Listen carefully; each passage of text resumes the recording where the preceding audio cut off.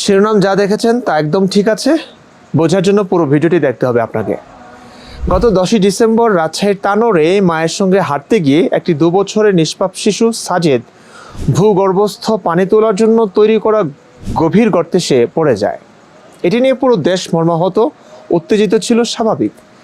Fire সার্ভিসের 8টি unit কাজ করেছে, এক্সকাভেটর দিয়ে 45 ফুট গভীর পর্যন্ত খনন করেছে একটি শিশুকে উদ্ধারের জন্য। এই দৃশ্য দেখে একটা লাইন মুখে বিড়বিড় করে জপছিলাম, মোরা একটি ফুলকে বাঁচাবো বলে যুদ্ধ করি। মোরা একটি ফুলকে বাঁচাবো বলে যুদ্ধ করি।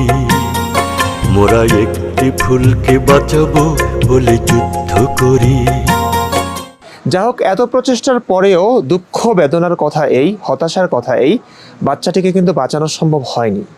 32 ঘন্টা পর জীবিত উদ্ধার করা হলেও হাসপাতালে তাকে মৃত ঘোষণা করেছে। আপনারা জানেন আমরা 2 দিন ধরে অভিযান করেছি এবং বাচ্চাটাকে উদ্ধার করে আমরা উপজেলা স্বাস্থ্য কমপ্লেক্সে আনা হয় 9টা 35 মিনিটে এবং 9টা 40 মিনিটে ডক্টর তাকে মৃত ঘোষণা করেন। আমরা শোকাহত, আমরা মর্মাহত। যে মায়ের বুক খালি হয়েছে সে মায়ের ধৈর্য ধারণের শক্তি হোক, এই কামনাই করি। কিন্তু জীবনের এইসব ঘটনায় আমাদের জন্য অনেক শিক্ষা থাকে। সেই শিক্ষাগুলো কি? দেখুন, এই বাচ্চাটি যে গর্তে পড়ে গেল, এটি কেন হয়েছে? উত্তর কি দেবেন আপনি? অসতর্কতা, মায়ের গাফিলতি, গর্ত খননকারীর অসতর্কতা, সামাজিক আইনগত অনেক ত্রুটির কারণেই আপনারা বলে থাকবেন, জানি। বাচ্চার কি কোনো দোষ আছে বলে মনে করেন কেউ? নিশ্চয়ই না, কারণ সে অবোধ, অবলা। এটা নিঃসন্দেহে একটা অ্যাক্সিডেন্ট, দুর্ঘটনা বা বিপদ। জীবনে বিপদ আপদ ও দুর্ঘটনা ঘটবেই, খুব স্বাভাবিক। কিন্তু কেউ কি আছেন যারা এটিকে পাপের ফল মনে করছেন? এই নিষ্পাপ শিশুটি যে গর্তে পড়ে গেল, এই যে একটি বিপদ, দুর্ঘটনা, এটিকে পাপের ফল মনে করবেন এমন কেউ কি আছেন কিনা? নিশ্চয়ই নেই, কারণ 2 বছরের সাজিদ নিষ্পাপ, তার সঙ্গে কোনো মানুষেরই শত্রুতা নেই, সেখানে আল্লাহর শত্রুতা কেন থাকবে? কিন্তু এখন আসি কোরআনে। সূরা তাগাবুন আয়াত 11 বলা হয়েছে, মা আসাবা মিন মুসিবাতিন ইল্লা বিইজনিল্লাহ ওয়া মান ইউমিন বিল্লাহি ইয়াহদি কলবাহু আল্লাহু বিকুল্লি শাইইন আলিম। আল্লাহর অনুমতি ছাড়া কোনো বিপদই আপতিত হয় না। যে আল্লাহর প্রতি ঈমান আনে, আল্লাহ তার অন্তরকে সৎ পথে পরিচালিত করেন। আল্লাহ প্রত্যেক বিষয়ে সর্বজ্ঞ। এই আয়াত অনুযায়ী এই বিপদটি আল্লাহর অনুমতিতেই হয়েছে। আরেকটা আয়াত শোনাই, সূরা আনআম আয়াত 59 বলা হয়েছে, ওয়া ইনদাহু মাফাতিহুল গায়বি লা ইয়ালামুহা ইল্লা হু ওয়া ইয়ালামু মা ফিল বাররি ওয়াল বাহরি ওয়া মা তাসকুতু মিন ওয়ারাকাতিন ইল্লা ইয়ালামুহা ওয়া লা হাববাতিন ফি যুলুমাতিল আরদি ওয়া লা রাতবিন ওয়া লা ইয়াবিসিন ইল্লা ফি কিতাবিম মুবিন।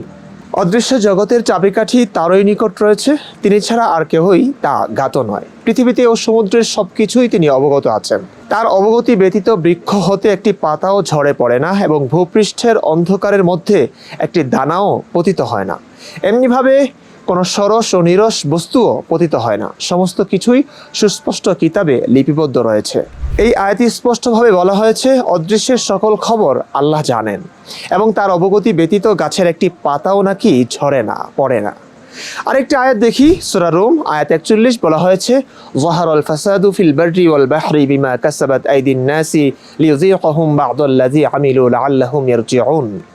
মানুষের কৃতকর্মের দরুন স্থলে ও সমুদ্রে ফাসাদ প্রকাশ পায়, যার ফলে আল্লাহ তাদের কতিপয় কৃতকর্মের স্বাদ তাদেরকে আস্বাদন করান, যাতে তারা ফিরে আসে। এই আয়াতে স্পষ্ট যে কোনো বিপদ আপদ বা ফাসাদ মানুষের কৃতকর্মের কারণেই হয়। এবার আসি আমরা সাজিদের ঘটনায়। এই ঘটনাটি, এই বিপদটি কোরআন অনুযায়ী আল্লাহর আদেশে, অনুমতিতে হয়েছে এবং এটি মানুষের কৃতকর্মের কারণেই হয়েছে। প্রশ্ন হলো, আল্লাহ কেন এই নিষ্পাপ বাচ্চাকে বিপদে ফেললেন? আল্লাহ কার কৃতকর্মের কারণে সাজিদকে এই সাজা দিলেন? সাজিদের কৃতকর্মের কারণে সে কি করলো? সে তো নিষ্পাপ। বলবেন অন্যের কৃতকর্মের দরুন এই বিপদ তাকে দেওয়া হয়েছে। একবার নিজেকে প্রশ্ন করুন তো, আপনি যদি সলিমুল্লাহর পাপের শাস্তি মফিজের 2 বছরের নিষ্পাপ শিশুকে দিয়ে থাকেন, তাহলে কি এটা ন্যায় বিচার হবে? তাইলে আল্লাহ ন্যায় বিচারক কিভাবে হন? বিপদে না হয় আল্লাহ এই বাচ্চাকে, নিষ্পাপ শিশুকে ফেললেনই, রক্ষা করে তো তিনি সুবিচার করতে পারতেন, তাই না? আল্লাহ কি রক্ষা করেছেন? না। 32 ঘন্টা বাচ্চাটি 45 ফুট মাটির নিচে ছিল, আল্লাহ তাআলা রক্ষা করতে পারেননি। যে আল্লাহ ইব্রাহিমকে আগুনে, মুসাকে সমুদ্রে, ইউনুসকে মাছের পেটে বাঁচিয়ে রাখতে পারেন, সে আল্লাহর নিশ্চয়ই সাজিদকে মাটির নিচে বাঁচিয়ে রাখতে পারার কথা, তাকে উদ্ধার করতে পারার কথা, কিন্তু তিনি তা করলেন না। আচ্ছা, উনি না হয় মহাবিশ্বের আরও অনেক গুরুত্বপূর্ণ কাজে ব্যস্ত ছিলেন, কিংবা এদিকে তার নজর ছিল না, সব খবর তিনি রাখেন না, কিন্তু এত এত মানুষ তাকে ডাকাডাকি করে, দোয়া দরুদ পরে তার কাছে প্রার্থনা করলো, হুজুররা সূরা কালাম পড়লো, তাতেও আল্লাহ বাচ্চাটিকে উদ্ধার কেন করলেন না? আশ্রয় নিতে হলো সেই বিজ্ঞানের। ফায়ার সার্ভিসের 8টি ইউনিটকে কাজ করতে হলো ভেকু বা এক্সকাভেটরের সাহায্যে 45 ফুট মাটির গভীর খনন করতে হলো। কোনো মোল্লা মৌলভীর, কোনো আহমদুল্লাহ আজহারির সূরা কালাম ঝাড়ফুঁকে কাজ হলো না।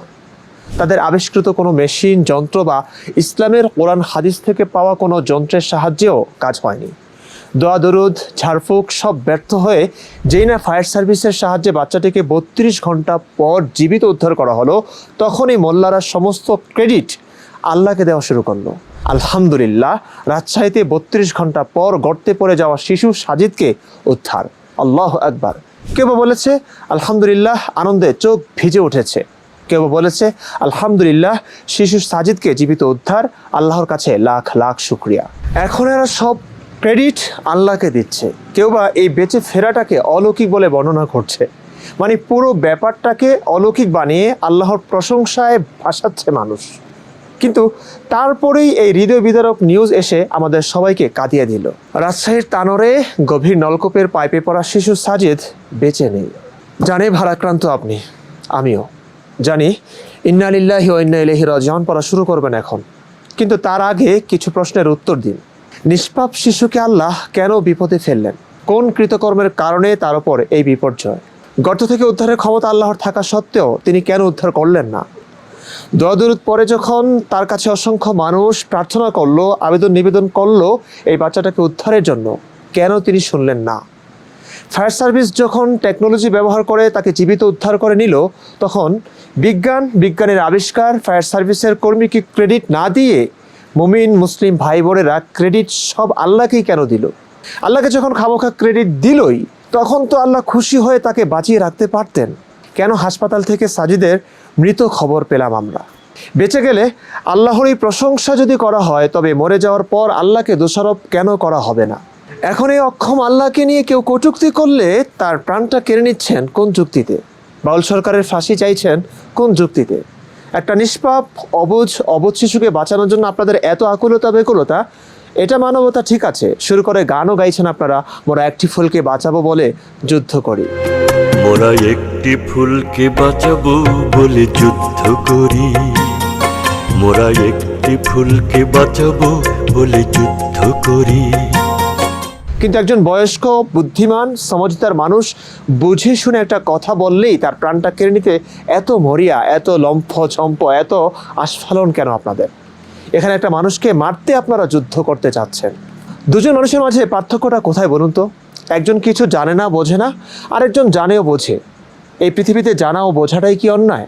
দেখুন, আল্লাহকে নিয়ে কেউ যদি সমালোচনা করলো, কটূক্তি করলো, তার মানে এটা মহাবিশ্বের সৃষ্টিকর্তার সমালোচনা নয়, এটা 1450 বছর আগের একজন মানুষের বানানো একটা সৃষ্টিকর্তার সমালোচনা। এই জিনিসটা আপনাকে বুঝতে হবে। এটা বোঝাবারই চেষ্টা করেছি আমি এই ভিডিওতে। একটু তো বুঝুন। ভালো থাকুন, সুস্থ থাকুন।